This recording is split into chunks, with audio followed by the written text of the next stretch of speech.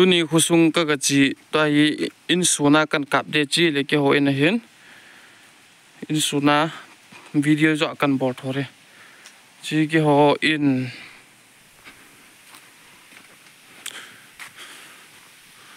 ground to chi hin hajin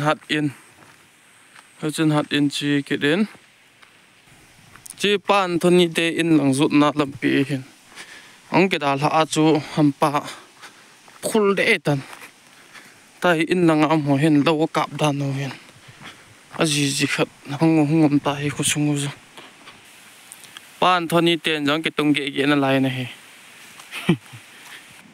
ai sak pau go in tha sa chu he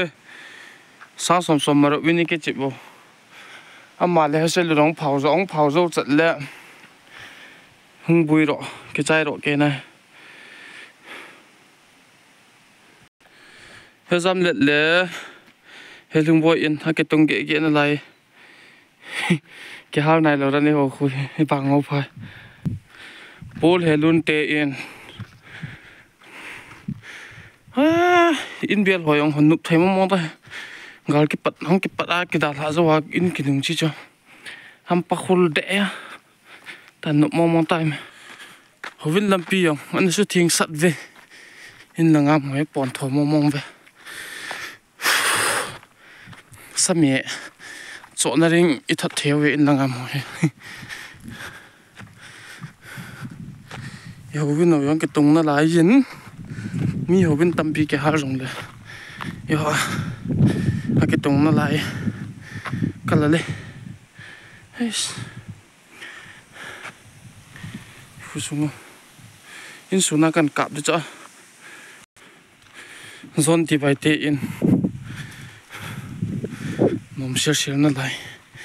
ta mo yong mo wi na in nga mo he ne ka kang la ka ha hi dei khu hin hotel hot dugan bole zo ma sa remon le pi changin ana bol han jata man chong ai bole hel say building hel say nasata in an go ra ya kuna building kharungum tading tani ki nep ki awa gal hung boi phara kisaman kisachai man talo hongle gal hong thip langa he demore state in murong wa he nasata an bol kit han na askalal ta nan cha ain mon ka kale chi thang go win mon atha chu he asa pan na lo chi nya hui ki pat na nga sa ya galen thun khum do so milun nu in tha ke sa chu he che atol plaster na sa ta ke bol pe a chiang pan na lo wa zam ta ni choi kim te in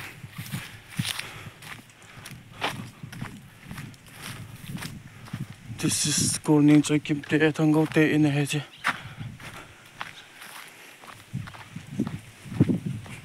chi hening cha in ya gal ki ba zo la chu songa he khusung a hon bu ki hon khom jiu ya tai en man ai ki hon do ta that 3 4 5 sugunu ki har chunga chu I think ka phela ki har chunga chu chai bu ka ne ole cha hom khu cha hom ai chai bu tu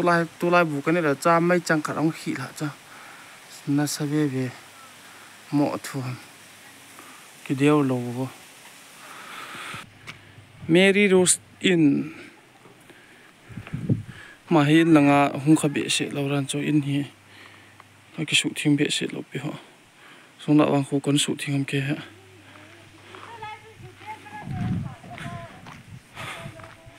Joseph ete in ni paket tawe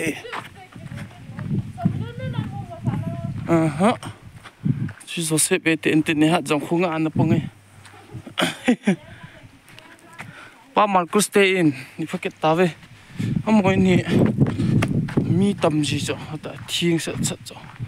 moi na khudang ho nu ma ya pa no te nu mo ya ta koi in bahara dinga la ke tam ke ta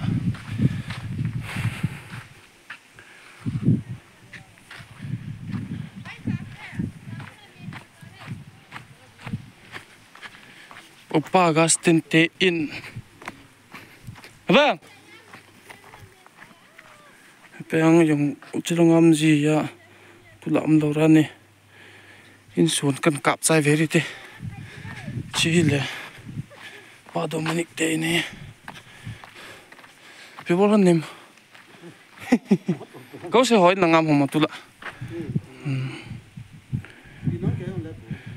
cha su mi la thing ho kong kai sme cinema ome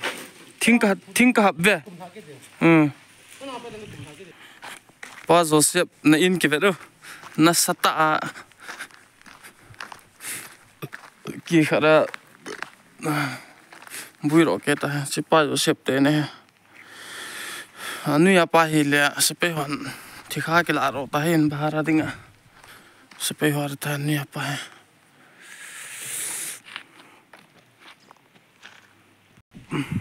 Raymond min thang bai te in nangum hi ona chu nei songa hen mi o min kalut ngap te chi na in